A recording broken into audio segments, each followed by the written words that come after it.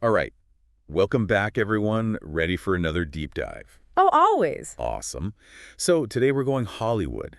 Gonna unpack the career of Jennifer Lawrence. Woo, fun. Love her. Yeah, who doesn't? Right. I Yeah. mean, Hunger Games, Silver Linings Playbook, she's everywhere. Seriously, talented. But we're going deeper than just the big hits Yeah. using this biography from biography.com. Nice. Yeah, to really see, like, how she got from, Kentucky farm girl to Oscar winner and someone who, isn't afraid to speak her mind. Right. She's got that outspoken thing going on. Definitely. And I think that's part of what makes her so interesting, right? This crazy trajectory. Totally. I think what's fascinating about Jennifer Lawrence is she's this huge star, but somehow still so relatable. Right. Like conquers Hollywood, but trips on the red carpet. Yeah, exactly. And you love her even more for both. So true.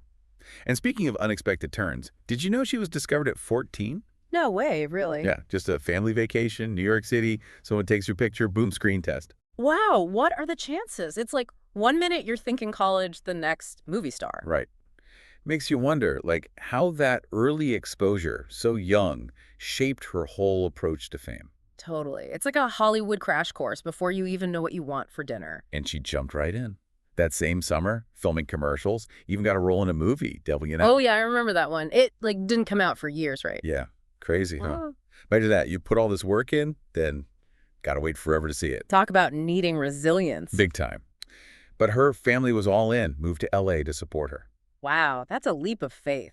Moving across the country, that's commitment. Shows how much they believed in her, right? Absolutely. You don't do that unless you see something truly special. And it paid off, at least in terms of getting her foot in the door. Roles on shows like Medium, Monk, Cold Case. It's like actor boot camp, those early parts. You learn the ropes, working on set, taking direction. Totally.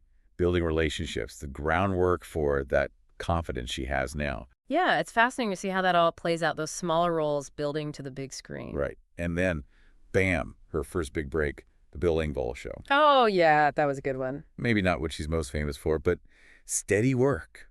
Honing that comedic timing we see so much now. Right, it's like reminder that careers aren't always straight to the top. You need those stepping stones. Totally. And for Jennifer Lawrence, that led to Winter's Bone. That's the game changer. Oh, absolutely. That's the one that put her on the map, right? Big time. She was only 20 when she filmed that, and boom, Oscar, Golden Globes, SAG nominations, all of it. Amazing. What was it about that role you think that just clicked? Well, first, it was so different from anything she'd done before. Winter's Bone was gritty, indie, serious. Right. It demanded a whole other level, like emotional depth, maturity beyond her years. And it showed everyone, not just comedic talent. She could handle drama, intense, nuanced. Hollywood definitely took notice. I mean, 2011 alone, she's in The Beaver with Mel Gibson, Jodie Foster. Right. And then lands Mystique in X-Men. First Class, career in hyperdrive. Like that momentum every actor dreams of. One hit leads to bigger roles, bigger And names. then The Hunger Games. That's the real turning point, right? Oh, yeah, global phenomenon, and she's the face of it, Katniss Everdeen. When I saw that first movie, I was like, this is it. Superstar status. It was. And Hunger Games demanded so much, physical, emotional. Katniss carries a whole rebellion. Right. So much weight on her shoulders. Yeah. And Jennifer Lawrence brought this, like, raw vulnerability to it. That's what connected with everyone. But to carry a franchise like that at 21? Must have been immense pressure. Absolutely. The world watching, plus the box office, over $2.8 billion globally. That's insane. It's mind-blowing. And through it all, she still chose diverse roles, challenging, pushing boundaries. Right, like she wasn't going to get typecast, showing she was more than just Katniss. So smart.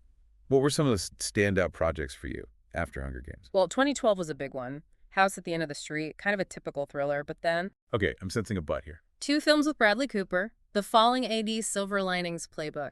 That's where things get interesting. Okay, lay it on me.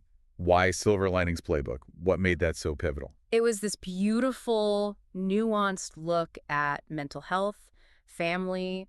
Lawrence plays Tiffany Maxwell, young widow, dealing with grief, her own struggles. Heavy stuff. Right, and the role was so complex, needed vulnerability, emotional depth, stuff we hadn't seen from her like that. And she nailed it, right? Yeah. Golden Globe. And the Oscar for Best Actress at 22. Second youngest person ever to win it. Think about that.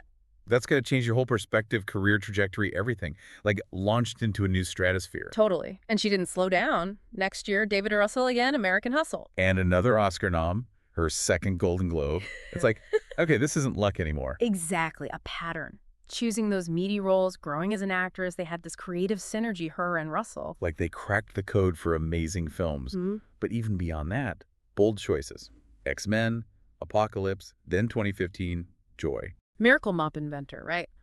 Another biopic, another Golden Globe. And at 25, she's the youngest person ever to get 4 Oscar nominations. It's like you see the big picture forming, not afraid of genres, challenges, different directors. Building this career that defies categorization. Yeah. And then right in the midst of all this, that essay. Why do I make less than my male co-stars? Huge moment. Published in Lena Dunham's Lenny newsletter, went viral instantly. It was honest, raw, brave.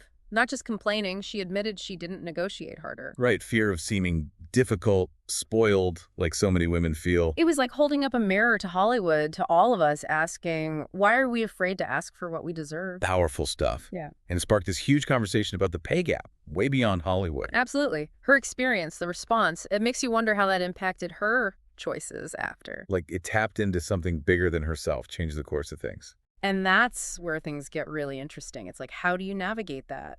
This huge career, speaking out, and then, personal life too. Right, because it wasn't like she was hiding away. She was dating Nicholas Hoult at the time. Yeah. Then Chris Martin, then Darren Aronofsky, directing Mother. High-profile relationships, to say the least. You'd think it'd be hard to stay grounded with all that. Right. But she always seemed to, I don't know, handle it with humor, grace. There's a million stories of actors letting fame go to their heads, but with her, there's this. Down-to-earth quality, yeah, like red carpet one minute, tripping up the stairs the next. And both feel totally authentic somehow. That's it. It's like she can be glamorous and goofy, and you buy both. Which is probably why people connect with her so much, right? Yeah. Doesn't take herself too seriously. Exactly. And it's not just personality. Her career choices after that essay, interesting stuff. Like what? Well, she did Passengers with Chris Pratt. Sci-Fi got mixed reviews, but then Mother. Oh, yeah, that was a choice. Yeah. Directed by Aronofsky, her boyfriend at the time. That film was, let's just say, divisive. I remember the reviews all over the place. Some loved it, some hated it, but definitely bold. And that's the point, right? She's willing to take risks, push boundaries, even if it alienates some people. So not playing it safe just to stay popular? Nope.